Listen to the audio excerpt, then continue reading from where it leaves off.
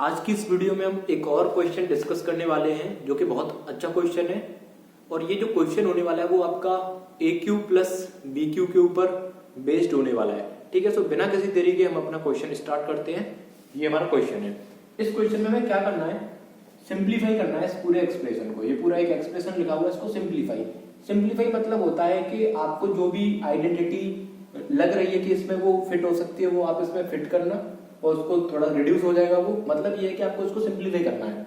Simplify मतलब कि जहां भी एक बड़ी सी चीज है उसको छोटा करना। सिंपल समझ रहे हो इस चीज को? ओके, अब इसको सॉल्व कैसे करेंगे? तो इसको देखो, सॉल्व करने के लिए आपको थोड़ा सा अपने माइंड पर जोर डालना पड़ेगा।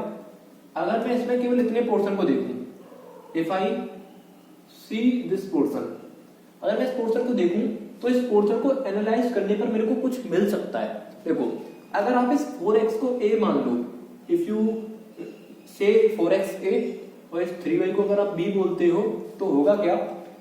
चेक करिए, a प्लस b, ठीक है। उसके बाद हमको क्या चाहिए? अगर हमें a q plus b q बनाना है, अगर हमें a q plus b q बनाना है तो हमें a प्लस बी चाहिए जो कि हमें मिल चुका है। लेकिन अभी क्या a प्लस बी से हमारा काम बन जाएगा? नहीं। अगर हमें a q plus b q बनाना है तो हमें a प्लस बी से काम तो नहीं बनेगा। हमें और क्या चाहिए? हमें चाहिए a square minus A B plus B square.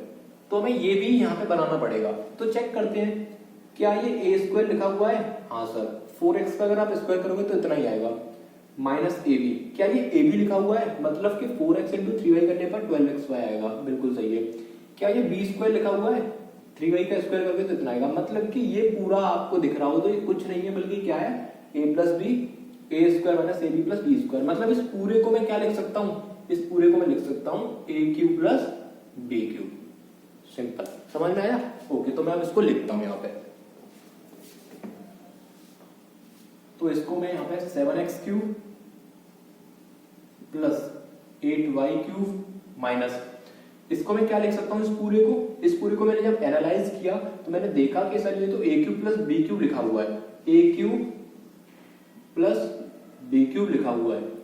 अब यहाँ पे मैंने इनको एम्प्टी इसलिए छोड़ा क्योंकि आप यहाँ से a देखोगे तो 4x मिलेगा और b अगर आप देखोगे तो 3y मिलेगा। ठीक है। अब और यहाँ पे मैंने ये बड़ा सा ब्रैकेट क्यों इंट्रोड्यूस किया है? इसलिए किया क्योंकि यहाँ पे बाहर एक माइनस पहले से लगा हुआ है और यहाँ पे इन दोनों को मैं प्लस करके लिख रहा हूँ, तो यार इस माइनस से इन दोनों में फर्क पड़ेगा। ठीक है, तो अब देखते हैं इसको 7x cube plus 8y cube, इस माइनस का इसके साथ ही मल्टीप्लाई होगा, इस माइनस का इसके साथ ही मल्टीप्लाई होगा, तो क्या हो जाएगा? 4 का अगर आप क्यूब करोगे तो 64x क्यूब आएगा। अगर आप इस 3 का क्यूब करोगे तो कितना होगा? 27y cube. इसको और अगर मैं थोड़ा सा सॉल्व करूं तो 64 माइनस का है, देखो ये 64x क्यूब है, ये 7x क्यूब है। Sir these are the like terms है तो हम सॉल्व कर सकते हैं। तो माइनस का 64 प्लस का 7, this is nothing but minus 57x cube. देखो ये माइनस का 64 है, ये प्लस का 7 है, तो 64 में से अगर 7 गया तो आपका बचा 57, वो भी माइनस का। माइनस 27 है प्लस 8 है, ये भी सर लाइक टर्म है, y क्यूब आ रहा है, तो यहां भी आंसर किसका आएगा? माइनस का। Minus 27 plus 8, this is nothing but 19y cube. तो ये आपको यहाँ पे देखने को मिल गया। तो इसको जब मैंने सिंप्लीफाई किया तो सिंपल इसको सिंप्लीफाई करते करते मेरे को ये दो टर्म मिले, minus 57x cube minus 19y cube. एक और क्वेश्चन डिस्कस करते हैं जिससे कि हमारी प्रैक्टिस और अच्छी हो जाएगी। तो आप इसको जब तक नोट डाउन करो, मैं क्वेश्चन को राइट करता हूँ वीडियो को पॉज करके।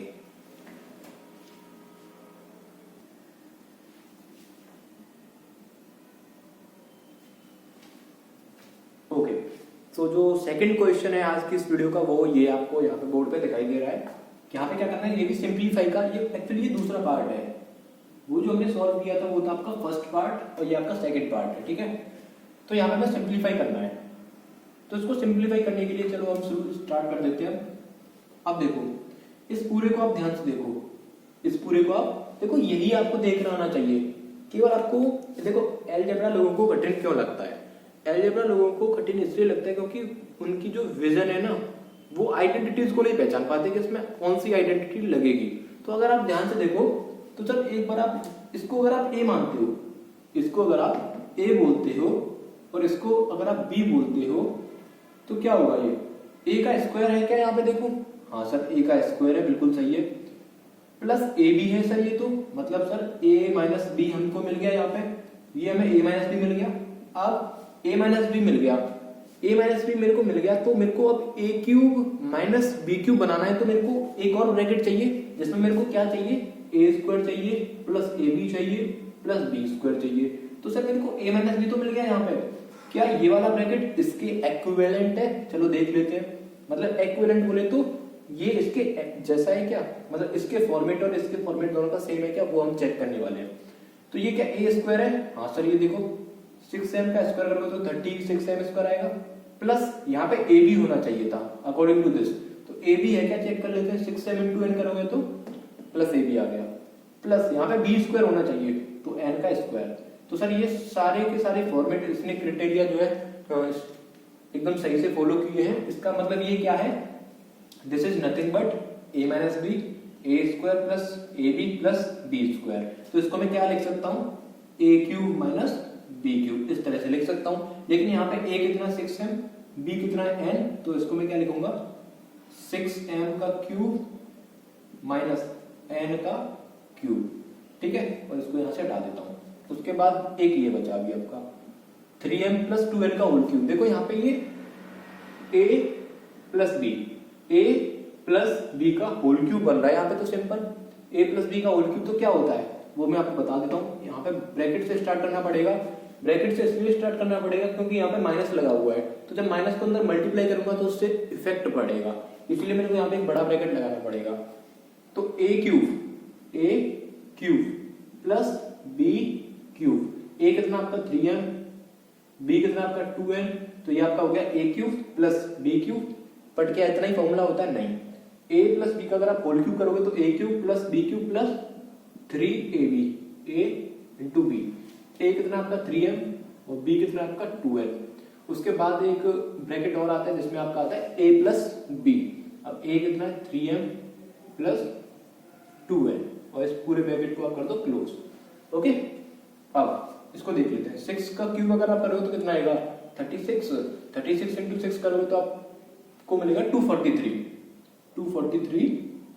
m cube minus n cube minus 3 का जब क्यूब करोगे तो 27 m क्यूब, 2 का क्यूब करोगे तो माइनस 8 n क्यूब।